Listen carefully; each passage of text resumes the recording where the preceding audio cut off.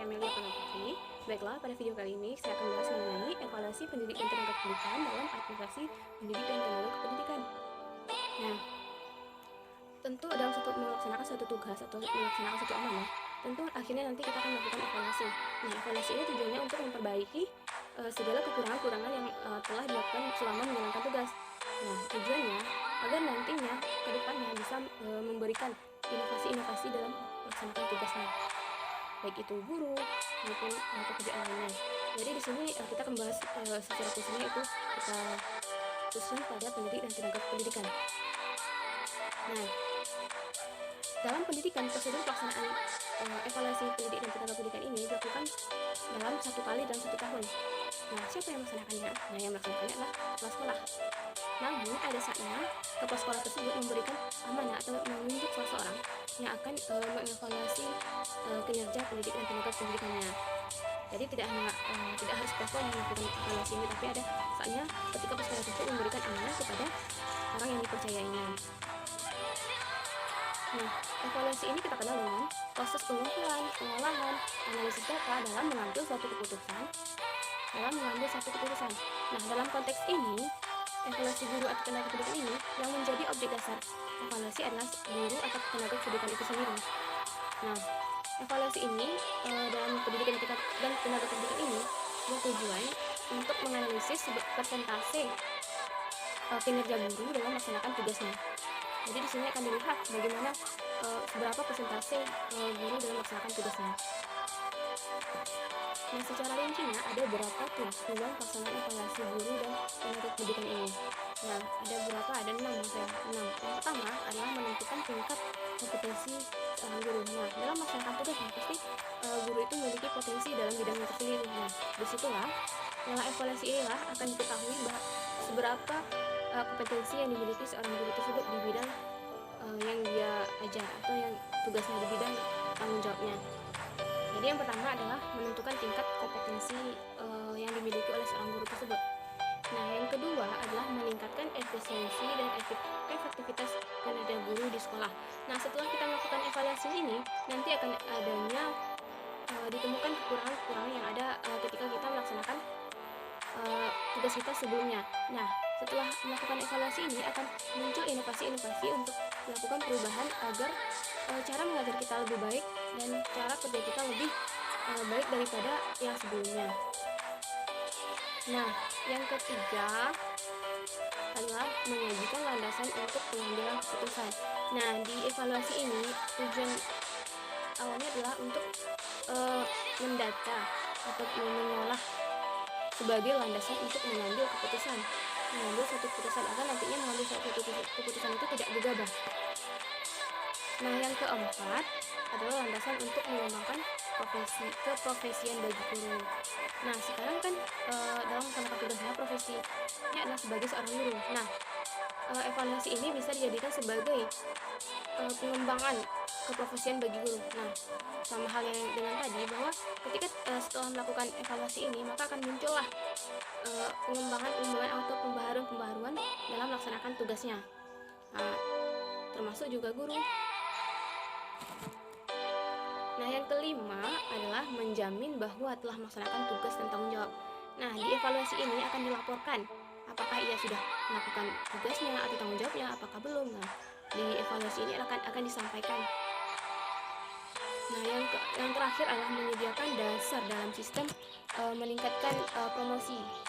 Jadi di sini setelah dievaluasi, nah sekolah juga bisa memberikan penghargaan kepada guru atau tenaga pendidikan yang melaksanakan tugasnya dengan baik.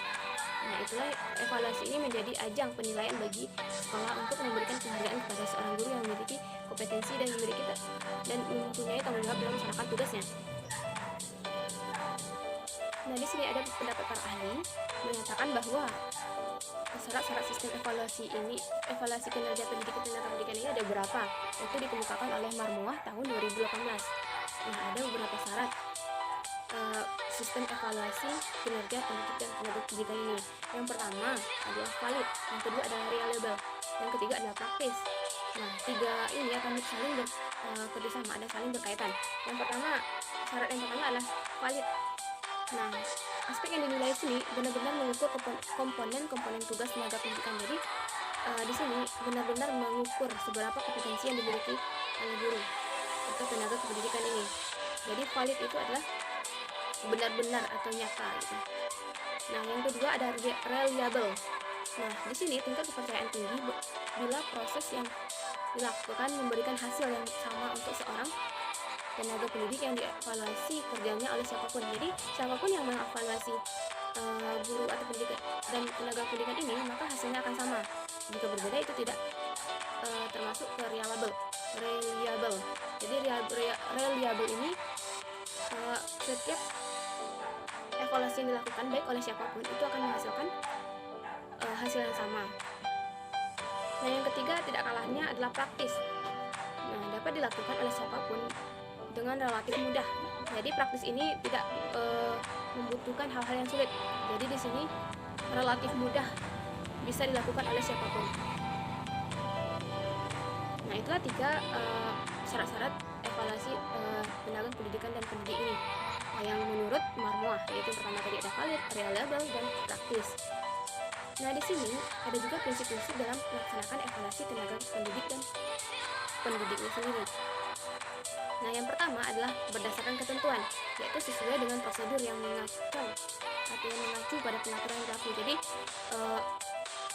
evaluasi ini dilakukan secara berdasarkan atau menurut ketentuan yang telah berlaku atau telah ditetapkan. Tidak boleh menyincang atau tidak boleh keluar dari ketentuan tersebut. Nah, yang kedua berdasarkan kinerja. Nah, kerja yang dapat diamati dan dipantau sesuai dengan tugas guru sehari-hari dalam serangkaian tugasnya. Jadi berdasarkan kinerja ini, evaluasi itu dilakukan berdasarkan hal-hal yang diamati dan dipantau sesuai dengan tugas guru sehari-hari. Jadi sekolah memantau seperti apa guru tersebut memberikan tugasnya atau melaksanakan tanggung jawabnya. Yang ketiga adalah berdasarkan instrumen yang PK guru. Nah, penilai tenaga pendidik yang dinilai harus memahami dokumen yang terkait dengan sistem evaluasi kinerja tenaga pendidik. Jadi penilai maupun tenaga pendidikan harus memahami dokumen yang terkait dengan sistem evaluasi. Jadi sama-sama memahami baik itu penilai maupun tenaga pendidikan yang akan dinilai. Nah, syarat yang keempat adalah dilakukan secara konsisten. Nah, evaluasi ini harus dilakukan secara teratur setiap tahun, dan penilaian itu bisa di awal tahun itu berbentuk tes formatif. Nah, sedangkan di akhir tahun itu penilaiannya summatif.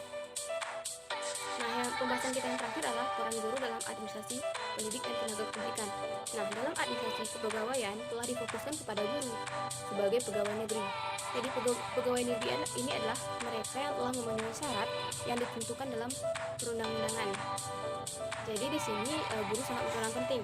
Ada beberapa peran penting guru dalam administrasi kepegawaian atau administrasi pendidik.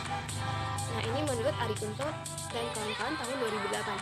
Yang pertama adalah membuat buku induk pegawai. Yang kedua, mempersiapkan usul kenaikan pangkat. Jadi setelah melakukan evaluasi ini akan memperhatikan siapa yang akan diberikan usulan kenaikan pangkat. Yang ketiga, membuat inventarisasi semua file kepegawaian. Jadi dikumpulkan semua file dari kepegawaian tersebut. Yang keempat, membuat laporan data sekolah dan pegawai. Jadi membuat laporan data sekolah dan pegawai. Yang kelima adalah membuat laporan rutin kepegawaian harian, bulanan, mingguan, bahkan tahunan. Nah, yang keenam adalah mencatat tenaga pendidik yang akan mengikuti penataran. Nah, yang terakhir adalah mempersiapkan surat keputusan kepala sekolah terhadap tentang proses KBM, surat tugas maupun surat kuasa lainnya. Nah, itulah beberapa peran guru dalam administrasi pendidik dan tenaga pendidikan ini. Mungkin sekian yang dapat saya sampaikan. Semoga bermanfaat untuk bagi teman-teman semua. Saya akhiri. Assalamualaikum warahmatullahi wabarakatuh.